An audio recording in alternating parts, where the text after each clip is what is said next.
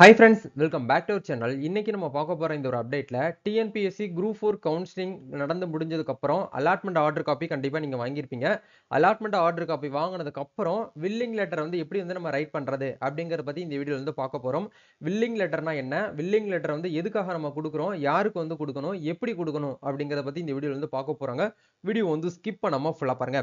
வீடியோக்குள்ள போறதுக்கு முன்னாடி இப்பதான் நம்ம சேனலை நீங்க ஃபர்ஸ்ட் டைம் பாக்குறீங்க அப்படின்னா இந்த வீடியோவுக்கு கீழே இருக்கக்கூடிய ரெட் கலர் சப்ஸ்கிரைப் பட்டனையும் பக்கத்தில் இருக்கக்கூடிய இந்த பெல் பட்டன் கிளிக் பண்ணி ஆல்கிறத எனபிள் பண்ணிச்சுக்கோங்க. நம்ம சேனல்ல இருந்து போஸ்ட் பண்ணக்கூடிய ஒவ்வொரு லேட்டஸ்ட் அப்டேட்ஸும் ஈஸியா நீங்க மிஸ் பண்ணாம பார்த்து தெரிஞ்சுக்க முடியும். சரி, வாங்க இப்ப நம்ம டைரக்டா வீடியோக்குள்ள போகலாம். ஓகே, இன்னைக்கான அப்டேட் அப்படிங்கறத பார்க்கும்போது டிஎன்பிஎஸ்சி குரூப் 4 கவுன்சிலிங் அப்படிங்கிறது அந்த ஜேஏ விஏஓ பில் கலெக்டர் இந்த பேஸ் பண்ணி இந்த போஸ்டிங்ல இருக்கக்கூடியவங்களுக்குலாம் என்ன பண்ணிட்டாங்கன்னா கவுன்சிலிங் நடத்தி முடிச்சிட்டாங்க. கவுன்சிலிங் நடத்தி முடிச்ச உடனே என்ன பண்ணுவாங்க அப்படின்னா ஒரு 1 வீக் அப்புறம் டிஎன்பிஎஸ்சி ஆஃபீஸ்ல இருந்து அஃபீஷியலா சம்பந்தப்பட்ட மாவட்டத்துக்கு மாவட்ட வாரியா இருக்கக்கூடிய டிஸ்ட்ரிக்ட் வைஸ் என்ன பண்ணுவாங்கன்னா அந்த டிபார்ட்மெண்ட்டுக்கு ஃபார்வர்ட் பண்ணுவாங்க. இந்த பட்டியலில் இருக்கக்கூடியவங்க எல்லாருமே எங்க மூலியமா, அதாவது டிஎன்பிஎஸ்சி நடத்தி முடிச்ச அந்த குரூப் 4 மூலியமா செலக்ட் ஆயிருக்காங்க. நீங்க என்ன பண்ணுங்கன்னா சரி பண்ணி சம்பந்தப்பட்ட அப்பாயின்மெண்ட் ஆர்டர் கொடுங்க அப்படின்னு சொல்லிட்டு பட்டியல் ரிலீஸ் பண்ணி அவங்களுக்கு அனுப்பி வைப்பாங்க. அனுப்பி வச்சதுக்கு அப்புறம் என்ன பண்ணுவாங்க அப்படின்னா நம்மளுக்கு இன்டிமேஷன் லெட்டர் அப்படிங்கிறது நம்ம வீட்டுக்கு வரும்.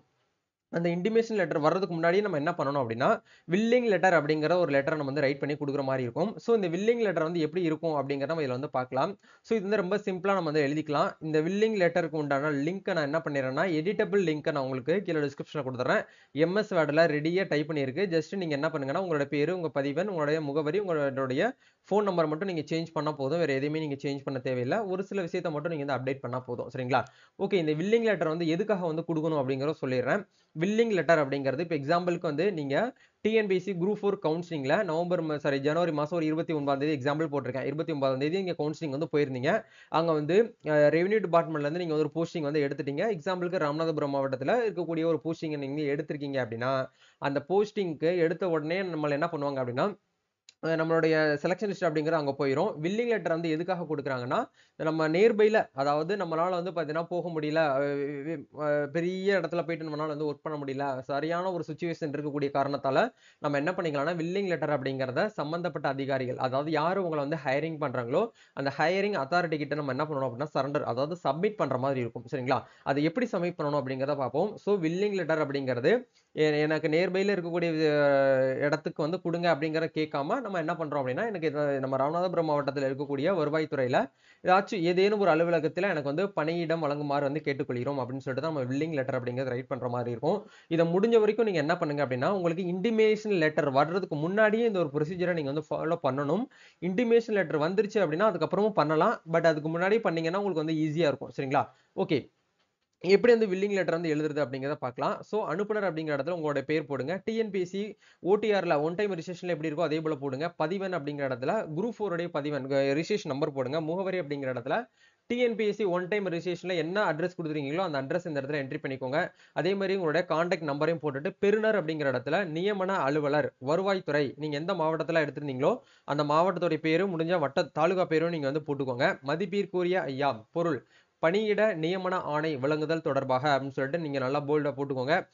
கண்டென்ட்ல என்ன சொல்லணும் அப்படின்னா தமிழ்நாடு அரசு பணியாளர் தேர்வாணையத்தால் நடத்தப்பட்ட ஒருங்கிணைத்த குடிமை பணி தேர்வு குரூப் 4, அதாவது தேர்வு 4 போட்டு தேர்வில் தேர்ச்சி பெற்று 29/1/2000 சரிங்க 2025 நம்ம போட்டுக்கலாம். 2025 அன்று நடைபெற்ற கலந்தாய்வில் துறையை தேர்வு செய்துள்ளேன். ஆகையால் எனக்கு நீங்க எந்த மாவட்டத்தை எடுத்தீங்களோ அந்த மாவட்டத்தை போடணும். நான் என்ன பண்ணியிருக்கேன்னா எக்ஸாம்பிளுக்கு ராமநாதபுரம் அப்படிங்கிறத போட்டிருக்கேன். ராமநாதபுரம் மாவட்டத்தில் உள்ள மேற்படி துறை சார்ந்த ஏதேனும் ஒரு அலுவலகத்தில் பணியிடம் வழங்குமாறு கேட்டுக்கொள்கிறேன். மேலும் இத்துடன் தமிழ்நாடு அரசு பணியாளர் தேர்வாணையத்தால் வழங்கப்பட்ட நியமன ஆணை ஒளிநகலை இத்துடன் இணைத்துள்ளேன் அப்படின்னு சொல்லிட்டு நீங்க என்ன பண்ணணும் அப்படின்னா போட்டு இந்த இடத்துல இப்படிக்கு அப்படிங்கிற இடத்துல உங்களோட சிக்னேச்சர் போட்டுக்கோங்க. நாள் அப்படிங்கிற இடத்துல எந்த டேட்ல நீங்க இதை ரைட் பண்ணி கொடுக்குறீங்களோ அந்த டேட்டை நீங்க போட்டுக்கோங்க. இடம் அப்படிங்கிற இடத்துல உங்களோட லொகேஷன் போட்டுட்டு நீங்க என்ன பண்ணணும் அப்படின்னா இந்த அப்ளிகேஷன் இந்த வில்லிங் லெட்டர் கூட பின்னாடி நியமன ஆணை, அதாவது உங்களுடைய அலாட்மெண்ட் ஆர்டர் காப்பி நீங்க ஜெராக்ஸ் அட்டாச் பண்ணணும். சப்போஸ் நீங்க இன்டிமேஷன் லெட்டர் வந்ததுக்கு அப்புறம் ஒரு டேட்ல கொடுத்து இந்த வேணிக்கு வந்துருங்க அப்படின்னு சொல்லிட்டு உங்களுக்கு கொடுப்பாங்க. அந்த இன்டிமேஷன் லெட்டர் வந்ததுக்கு அப்புறம் உங்களுக்கு நீங்க என்ன பண்ண நேரடியா போய் இந்த மாதிரி வில்லிங் லெட்டர் நான் கொடுக்கலாமான்னு கேட்டீங்கன்னா இன்டிமேஷன் லெட்டர் வந்ததுக்கு அப்புறமும் கொடுக்கலாம், ஒன்றும் தப்பு கிடையாது. இன்டிமேஷன் லெட்டர் வந்துருச்சு அப்படின்னா இன்டிமேஷன் லெட்டரோடைய காப்பியை நீங்க என்ன பண்ணுங்க அப்படின்னா இது பின்னாடி வந்து அட்டாச் பண்ணிக்கோங்க. நியமன ஆணையும் அட்டாச் பண்ணுங்க. பிளஸ் வந்து உங்களுக்கு வந்து அழைப்பாணை வந்து கொடுத்துருப்பாங்க. அழைப்பாணை மீன்ஸ் வந்து அந்த இன்டிமேஷன் லெட்டர் சொல்லுவோம் இல்லையா? அந்த இன்டிமேஷன் லெட்டரையும் நீங்க பின்னாடி வந்து அட்டாச் பண்ணிட்டு எங்க வந்து வர சொல்லியிருக்காங்க. இப்போ எக்ஸாம்பிளுக்கு வந்து ராமநாதபுரம் மாவட்டம் வருவாய்த்துறை அப்படின்னா ராமநாதபுரம் மாவட்டத்தில் இருக்கக்கூடிய கலெக்டரேட்டுக்கு தான் வர சொல்லுவாங்க. அங்க போயிட்டு நீங்க என்ன பண்ணுங்க அப்படின்னா அந்த ஹையரிங் அத்தாரிட்டிட்ட போயிட்டு இந்த வில்லிங் லெட்டர் வந்து கொடுத்துட்டு வந்துருங்க. சரிங்களா? கொடுத்துட்டு வந்ததுக்கு அப்புறம் சப்போஸ் ஏதாச்சும் வந்து சேஞ்சஸ் இருக்கு அப்படின்னா உங்களுக்கு வந்து பண்ணி கொடுத்துருவாங்க. அப்படி எதுவுமே இல்லை அப்படின்னா அவங்க ஒரு இது ஃபிக்ஸ் பண்ணியிருப்பாங்க. அந்த இடத்துலயே உங்களை என்ன பண்ண சொல்லுவாங்கன்னா அங்க போயிட்டு நீங்க வந்து ஒர்க் பண்ணிக்கலாம் அப்படின்னு சொல்லிட்டு அப்பாயின்மெண்ட் ஆர்டர் அப்படிங்கறது உங்களுக்கு வந்து கொடுப்பாங்க. காம்படிஷன் இப்போ ஒரே இடத்துக்கு வந்து காம்படிஷன் வந்து ரொம்ப ஹெவியா இருக்கு அப்படின்னா என்ன பண்ணுவாங்கன்னா ஒரு சின்ன ஒரு குட்டியா ஒரு கவுன்சிலிங் அப்படிங்கறது வைப்பாங்க. அந்த கவுன்சிலிங் வந்து எப்படி இருக்கும் அப்படின்னா மறுபடியும் முதல்ல இருந்தான்னு சொல்லிட்டு நீங்க வந்து டக்குன்னு ஷாக் ஆக வேண்டாம். எல்லாமே உங்ககிட்ட வந்து ரெடியா இருக்கு.